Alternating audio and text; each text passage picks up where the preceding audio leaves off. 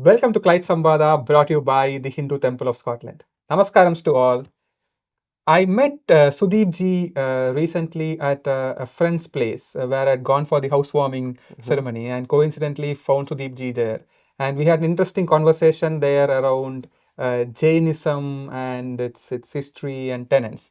And I thought, Sudeep ji, we should come to the podcast and enlighten us with more of those insights. So that's how Sudeep ji is here. Welcome, Sudeep ji. How are you doing? Hi, thank you very much. Thanks, Rivas, for or sorry, thanks for inviting me over here. And I'm really privileged, and I can't enlighten. I'm not that much. I don't have that much knowledge. Yeah, So but yeah, you're being insights. too kind. Yeah. But no, thanks for inviting. I'll share as much as I have.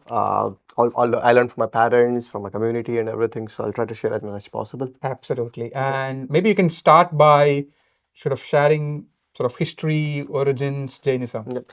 So Jainism is like a very primitive religion. Like it's been coming from. It says like it's billions of years old. So what we believe in is like the earth or the world. It never generates from something. It's not automatic. It has been going on and on and on and on. So that's usually is like the history. But if you go back in time, it's like somewhere around 600 BC, as we found in the literature and as we found in the from the science and things, like Lord Mahavira. That's the known for the Jainism, but technically there are 24 Tirthankars in Jainism, and Lord Mahavira is the 24th Tirthankar. So that's how all Jainism started.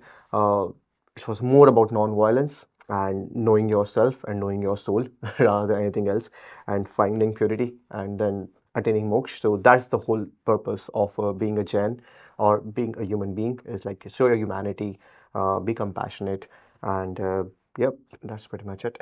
When at least the imagery that comes to my mind when I think about Jainism is these monks who are in like the white cloth, Yep. and then some of them even would be covering the face, Yep. sorry, the mouth as well. So why is the covering of the mouth done, and what's any sort of insights that you have around that? Yeah, so usually again it all comes to non-violence and hurting any even a single, you say a single cell organism. Okay, even it has a life. Okay, it has feelings. Even he cannot speak or he cannot taste or he cannot move, but still there is life. So he feels the pain. And the whole point of you see all our sadhus like wearing white clothes and keeping this on the mouth, like even when we speak, there's lots of micro tiny organisms in the air around us. And when you're speaking, because you're speaking, the voice and the air going in the direction, it's actually hitting more.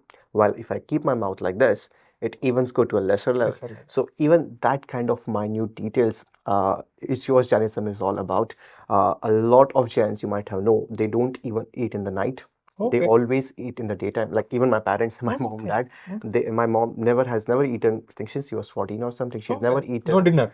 No, she eat dinners, Okay. but she makes sure that dinners before the sun sets. That way. And the reason for the sun sets, because again the solar has more power, and with the solar, first of all, you can see the light, so you can see what you're eating. Okay, and the secondly, the power of solar. There are so many microorganisms that develop in the nighttime because it's like a perfect nature basically. And that's the reason you eat early, you sleep early. It's a healthy lifestyle. And again, the whole bottom fact is non-violence. Is like because even let's say it's okay now these days we got lights and everything, but as I know in might in India as well, sometimes there's no power in the night. And let's say you're trying to have your dinner at that point of time, and because it's warm, it's a different temperature, it's different climate. Sometimes you see an ant or sometimes a fly might be entering into your food, and knowingly or unknowingly you're eating that. Now even if you're unknowingly doing it, technically you're harming that life.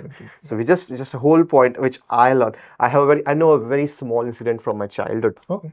I was like 3 years old, like 11, and I was just looking at an ant, and the first time I've seen an ant, Seeing ant. and he was like just going. And being a kid, I was trying to like Hold the ant. hold the ant, capture him, and straight away, or I was trying to hit it or something like that. The intensity I was doing to that ant, my mom did the same intensity on my hand, and I was shocked. Mom, what are you doing? My mom just said one thing: you're doing the same thing to that microorganism. How does that feel? He can't speak. And since that day, I like I have learned my lesson, like, and that makes complete sense. It's like everyone has a right to live. You can't stop anyone, or because you have more power, you can't stop someone to do that bit. Yeah. So that's a small story, and that's a lesson I have taken from my That's quite a life. powerful anecdote. Yeah. Yeah. So that's how it is. Yeah. And when you think about are there like specific temples of Jains that you go to when you are in India? So yeah, so there are like three sects, two major sects Oh, of okay. Jainism. You'll see Digambar and you will Digambar, okay. Shwetambar. Okay, Digambar and Shwetambar. Shwetambar. Okay. Okay, and then in Shwetambar also you have Sthanakvasi. As you can have like Multiple sub. multiple streams, Okay. but they all are going to one path. Yeah. So you're trying to climb a mountain. Yeah. Yeah. You can find several ways to go Ways to to the get to the mountain. top. Someone prefers to go X, Y. Someone likes to go straight. Someone wants to take a small. Someone wants to take a detour. So it's all up to us, but all goes to the peak, to the summit of the mountain. Yeah. But the Digambars are usually, so the major difference if you see in Digambar and Shwetambar, which I have learned, is like Digambar usually worships the god when they have like left all the bits. So when they have gone on the way of moksha, and they have leave all the stuff behind. They don't even, so if you see any Digambar Muni, they don't even wear any clothes. Okay. They are completely naked. Digambar is like the fully renunciated. Fully renunciated. So they're completely naked. Okay. And the whole point of being naked is like they don't want to attach themselves with anything. Okay. So basically, it's like even if you try to keep a single piece of cloth with you, okay, all right, what happens? You have to wash that cloth. You have to clean that cloth. So that means that again, there's some chores. chores, yeah, and some chores attached, and that means that you are in a way again because you're washing a cloth, then you'll be using the water to wash that cloth. Now, even in the water itself, again, it comes to non-violence. It's like all Jains usually, even in our house as well, we usually have a cloth every morning, and we put the water through that cloth so that any microorganisms that can be prevented from that cloth can stay there is. And on the top of that, even the cloth, we don't keep the cloth like that. We put the cloth upside down, and then we run more running water so that the microorganisms that were stuck in that cloth can go back to the water. Is it? Yeah. So that's again a the very whole washing machine concept is like a wrong concept. Oh, wrong concept. But again, it's a different time, different world. I understand. Yeah. Try to do as much as possible. But that's even when you're drinking that water. There's a very famous saying again. I think I got from my parents. It's in Hindi. It's like "Jaisa khaoge ann, vaisa rahega man." Like that means that the type of food you are eating, that's what you will become. And the second thing is "Jaisa piyoge pani, vaisi rahegi vani." That means that kind of water you are drinking, that's how you will speak sound. So if you try again, if you have happy thoughts, if you have happy, because again you're taking that pure water and you're eating a vegetarian food, that means because of that food, no living being, like a bigger living being, was being harmed. Yeah, I think like the whole Jain meal concept. If you see, it's like without onion, without garlic, without any root vegetables. So even when someone tries to, you might, if you have been to a Jain temple, you might see some kind of a painting sometimes where there's a tree, and on a tree you can see like apples and branches, and some apples are fallen on the ground. Okay. So let's say some kids are just playing around. So let's say, okay, let's have an idea. Let's eat these apples. Okay. So one will suggest, let's cut the whole tree. We'll all get the apples, but that means that you're cutting the whole tree. Someone would say, okay, let's cut the branches. Okay, at least we'll have that many. So that's like you're going to a second level. Okay, we're not cutting the tree, but we are just going to the branches. Then someone will say, just pluck the fruit. So they will pluck the fruit, but again, you're plucking the fruit from that living thing. But what one say, there's plenty of fruit already on the ground. Why can't we eat that? So just thinking that, like, and that's the whole point of Jainism, is like, be practical and because you have brains, you can think. Okay, why to waste some bit when you can just take a small part? Yeah, if you're eating from the ground, no one's gonna get hurt. The tree is not gonna get hurt. The branch is not gonna get hurt, and it's good for everyone. So try to minimize those things. And the Jain food concept of not taking root vegetables again is like not harming the organisms. The whole thing is like you're not eating the whole. So so that's the I think we got diverted from the topic. Your original question is sorry. I think the Jain meal concept is also a key element of, like, say, if you kind of ask somebody like me who does not know about like the insights of Digambar or Shwetambar, like the 2-3 pictures that kind of come to mind is one I told earlier, right? Which is like the white cloth. White clothing, and yep. not just the white cloth is common, Yeah. but more so the closing of the mouth part. Closing That's of the one image that kind of comes. Exactly, And yeah. then second thing that I kind of see on a day-to-day life is whenever you do a flight booking and look at the meal options, always you see have Jain a Jain meal in Jain there, meal option. right? So this is like the two areas where you kind of have the Exactly. imagery coming in. And I've seen a lot of people, like even the non-gens, like because they don't, let's say we don't know English. Some parents came from India and they are vegetarian, but they don't know because sometimes people do mix up the meals and they don't understand. But if you go with the Jain meal, Yeah, you're 100%. you cannot go wrong. Yeah, You cannot go. wrong You're with a 100% Jain meal. secured with Yeah, that. yeah, Like it's gonna be a very nice meal prepared with like utter care. Yeah. And even like when some of, because these are some of friends coming on, like they're going to some other state for tourism or something. Okay. And let's say they're looking for a vegetarian food.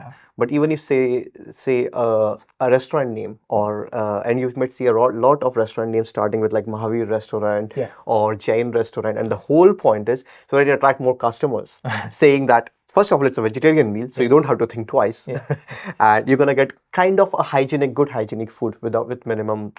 It's almost like a brand positioning, right? It's brand positioning, like without onion, without garlic and things. But coming over to our original question, Shwetamba. So Digambars and then the Shwetambars, they worship God when they were king. So they worship. So you always see. So if you go to a Digambar temple, you'll see a god without just a plain idol. Okay. In a Digambar temple, plain idol as in like there's like just no jewelry, anything. It's just like a plain idol. I might share, if you want, I can share some photos with you for more references. And if you go to Shwetamba temple, you can see all the ornaments on the god and things. But again, because they worship God in a king's in a different form. But again, it's exactly the same. Okay. And then the third is the Sthanakvasi. Sthanakvasi means they don't believe in idol worshipping, but they believe in knowledge. So they say what God has said is more meaningful. Like some people, like it's more of a simple. Like some people like to, like I want to follow something, so I'll probably put something on the wall. So like, I want to achieve this year, so I'll focus on that. While some people have already in their mind. So it's like different sects. You're getting my point? Interesting. Yeah. So it's everyone has like just like how it for Sikhism, it's the book Quran. is what they like you can worship. say Quran, or you can say the Guru Granth Sahib, Guru Granth Sahib, or everything. But exactly, they more focus on knowledge. What has God preached us? So they say let's focus more on the knowledge rather than any external things that coming to that. And that was the whole point of the every god as well. Is like to find your own self, what you want to do. So there's the three sects. But to be honest, it's more of a. At the end, it's all one. At the end, is all one mountain. We call it like moksha. Yeah, we call it moksha. So either you can go to moksha by any path you choose. And how has it been for you as a Jain in the UK? That's interesting. So I think one of the reason I learned cooking is because I was Jain and I couldn't. So like I came in 2008 or sometime in Manchester.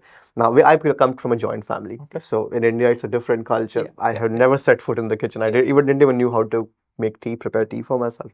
But when I come to UK, Manchester, I was new. It was a foreign land, and no one in my near or dear has even been outside India. So it was a very first experience for my family. Now we have my cousins and everything, but so I went outside. I started looking for meals. I was in couple of days. I had some meal from home, and then I was looking outside, and it was mostly because it's mostly non-vegetarian options available. And this is the pre-vegan era. Pre-vegan era. Yeah, exactly. Pre-vegan era. Now we have so much vegans, but it's the pre-vegan era. So I was considering myself. There were like too many non-veg restaurants, and I said, I have a choice here. Maybe I can choose. It won't make my stomach full, and I'm definitely going to regret because I know the amount of microorganisms, like all those things from my childhood, still buzzing in my mind. Like you can't eat this. We don't even eat eggs, and for the whole specific reason. And there's egg in so many hidden forms these days. You eat cake, you get pastries, you even get gulab jamun some places. Oh, I know. I recently discovered. One of my friend told me. It's like at some places, the cooks they might add egg to the gulab jamuns or something. So I had a choice, like either I can try to cook myself, or I can. So I think for the very first year, I think I just cooked by myself. That's how I learned, and I think only after later on we start exploring things. But again, we try to be restrictive. Let's say we are going to a foreign without too much hassle if you're getting a pure veg. And thankfully the vegan came in the market. Now vegan is very popular these days, so like it's our version of Jain. It's like, it's a vegan, yeah, I can go and eat it. Not a problem. So that's how. But yeah, it was quite a struggle. So Jain in UK from a food is hard, and from a practicing standpoint, Practice standpoint is actually quite good. And in UK, I think it's like I just heard like people try to understand and practice these things. So it's quite good actually, because you get more time for yourself over here. You go in India, it's a big community. You get carried away in these are things. there But temples here? oh yes, so there's a very nice temple. There's one temple in Leicester. That's the very first Jain temple in UK. Oh, is it? Okay. Yes, and I think there are 3 sects, as I told you earlier, for Jainism, like digambar, shwetambar, and Stanagwasi. Yeah, that's the only temple in the world, as far as I know. I can be wrong. Sorry, but as far as which I've seen with my eyes, where you have digambar, shwetambar, and Stanagwasi all into one building. Oh, okay. It's like a same premise. Oh, nice. And last year when my mom was here from India, so like my mom, she's a very strict follower. So she does not eat food before going to temple, and it has to be a Digambar Jain temple or a Digambar Jain idol.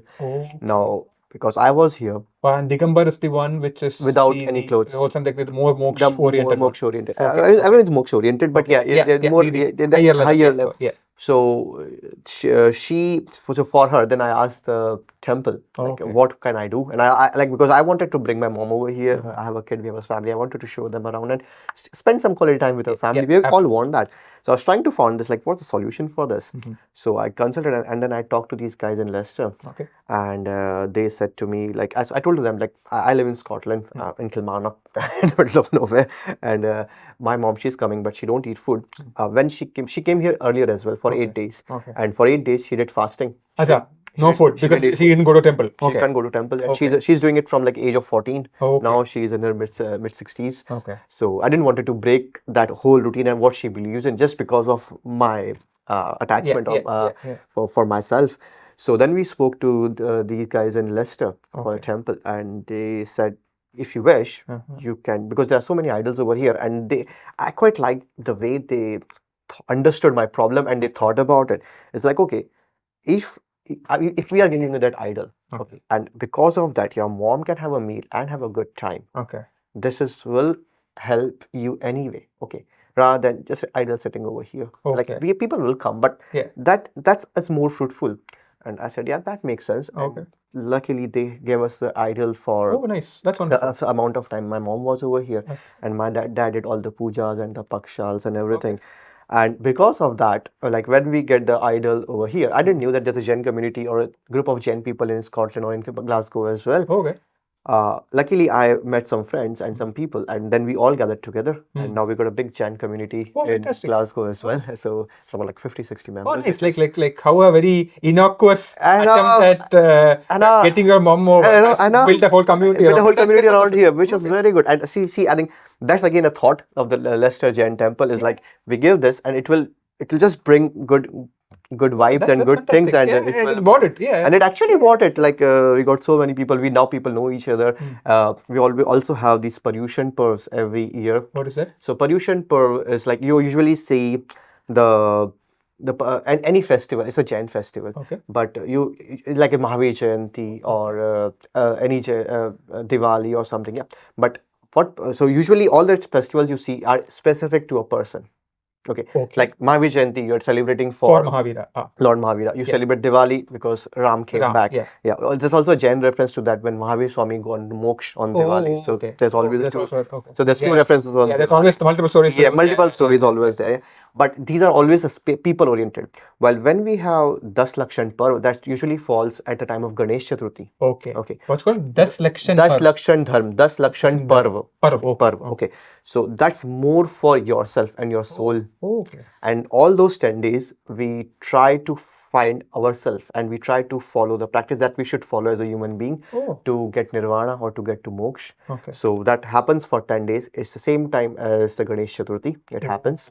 And there are 10 days, and each day signifies action, or not an action, but a thought Interesting. in yourself and a practice in yourself, like how you can purify your soul and go to that level. So usually we have 10 days for that. We have, so, and every day has its own significance. So we have Uttam Shama. So I'll just attend and then we can go in detail. Okay. So we have Uttam Shama, we have Uttam Mardav, we have Uttam Arjav, we have Uttam Shauch, then we have Uttam Satya, we have Uttam Tap, Uttam Tyag, Uttam Tap Tyag Akinchan, and then Uttam Brahmacharya. Okay. So like these we have 10 of 10 of them. So, and each of them is like Uttam Shama is like forgiveness again for yourself.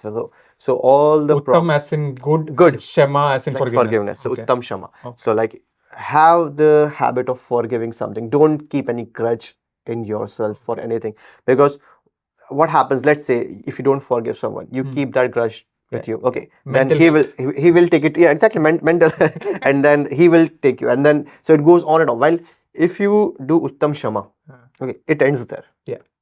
Okay, so that means again happy thoughts from there on. Okay. You have a place, you are forgiven, happy thoughts, okay. And Shama is like you being a bigger person over here, okay, and ending this and having a good things from there on. So Uttam Shama. So you should always forgive. You should never keep a grudge with someone, okay, even if someone takes something from you. Because let's say if someone has snatched or someone has taken something away from you, okay, and you are not forgiving that, then you're gonna put some actions towards that to get that thing back. Then he gonna have some grudge and you might not. It go on. Well, you just do Uttam Shama. End of story. Okay. And again, you have more purity in your heart. Okay. So that's the first one. That's the first one. Then we have Uttam Shama, Uttam Arjav. That means we need to be more ground to earth. Okay. We don't need to have ego. Okay. So like if you don't need to have, keep pride with you all the time, like I'm so big, or I can do this, or I can do that, because again that detaches you, that keeps that brings your soul into all these impure thoughts, and you try to do that, and that leads to everything else. Yeah, got it. So forgiveness, ego. So like it's victory over ego, basically. So Uttam Arjav, Uttam Shama, Uttam Mardav, then Uttam Arjav, which is like straightforwardness and keeping it clean. No, we call it no. Don't be. We call it Mayachari. Yeah, you don't give not second thoughts as if, but don't manipulate things. Okay.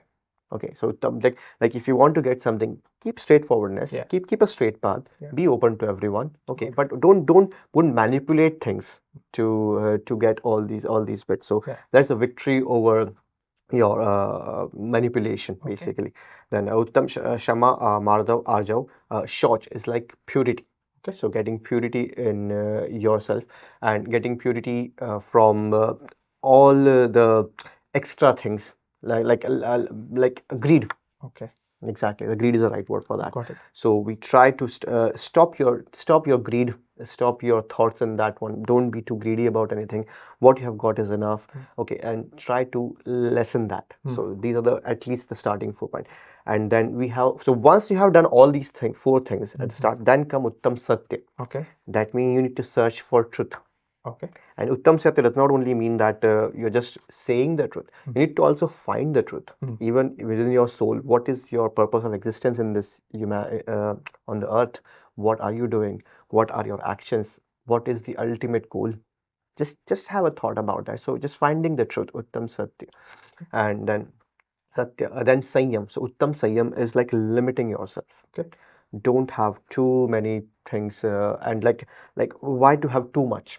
If you can do something and reduce. Again, the same story as the tree I talked about, apple tree. Okay. If you can have something from the small thing, why to go for? So keep limiting yourself. Don't get Uttam Sanyam. Then Tap is like more thinking about your soul and incarnation. Meditation. So meditation, exactly, Tap. The other is the Tyag, which means donation, giving. Tyag is all giving. Also is like knowledge, sharing knowledge. And then the Akinchan, which is the other one, which is like detaching yourself from all the materialistic things.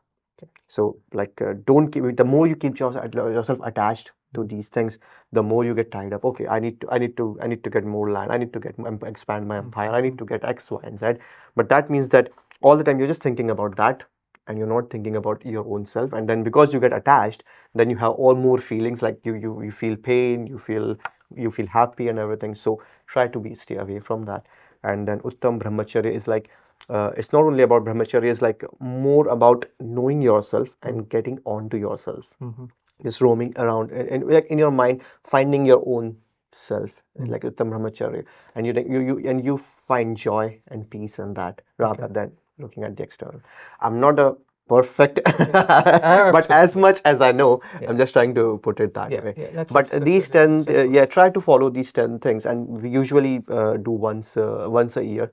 Okay, so it's usually, and we try to practice this during those 10 days. A lot of Jains observe fast. So they don't eat food, again for the non-violence and again for knowing yourself, more studying these things. Some people try those things, and then that's how usually we celebrate these 10 days in the festival. And when you, because you kind of mentioned about the festival part, like when you do the let's say the ritual for the idol that you have at your at your house itself, can you throw some light? I mean, we have over previous episodes we have kind of talked about like what is the ritual side of how it happens in a Hindu temple. Okay. But we don't have any sort of insight into how you might do it at your house, for instance. So any sort of like steps? Yes. Again, I more know about the digambar side.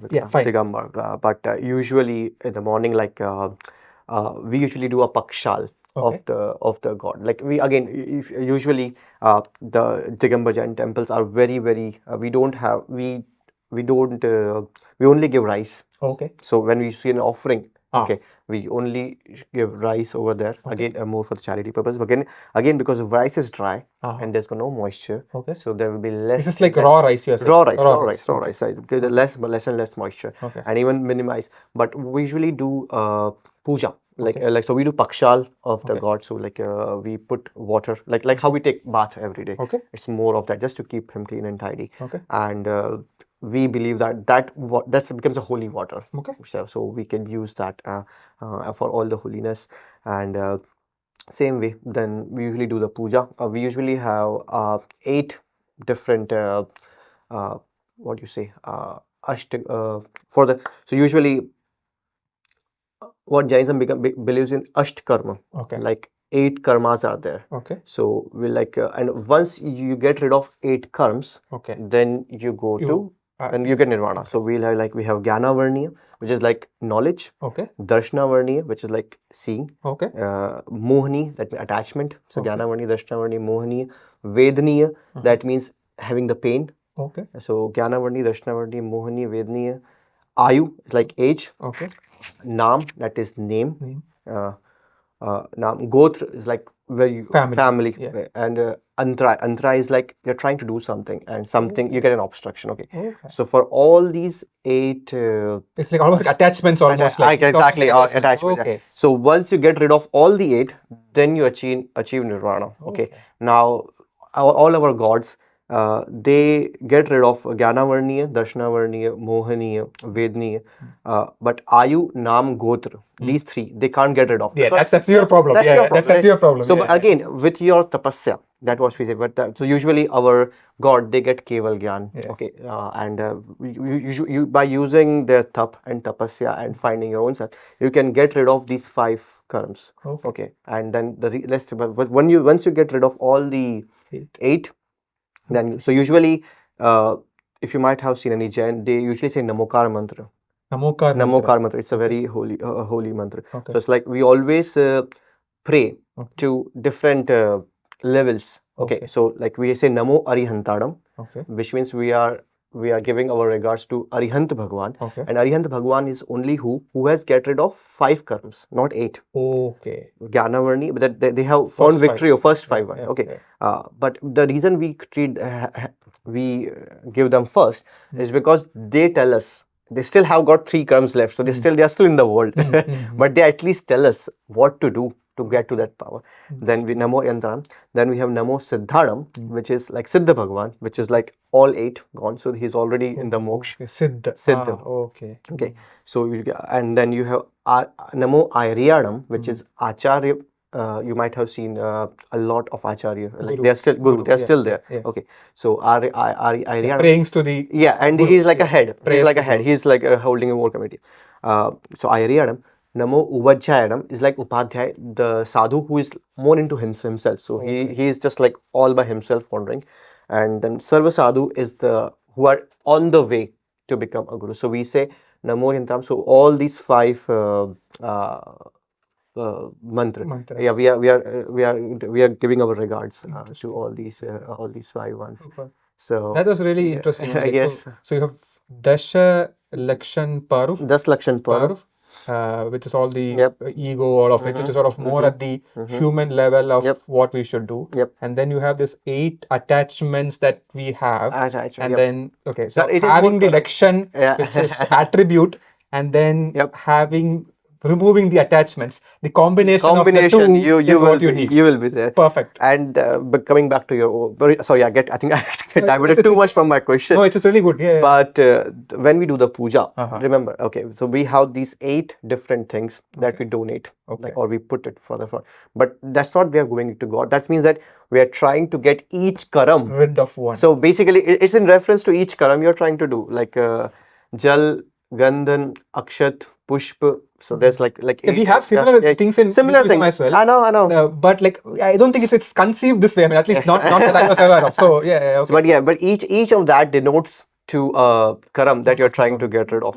And once you get rid of all your 8 karams, that means you had achieved nirvana. That's And, super insightful. but yeah, that's usually is the whole point. Even I think as talking to you, I recalled more of my childhood memories. I think So- the good part of these non-scripted conversations is like you don't know where it will go. I know. eventually. Even But, I didn't knew even, but yeah, it's like you asked me questions, and it's like all you bring the memories, Super. so it all brings back everything. But, Super. yeah. Thank you so much, Sudeep ji. Any closing thoughts? No, thanks for good, super. inviting. And just one thing which I always like: non-violence. Try to go as much.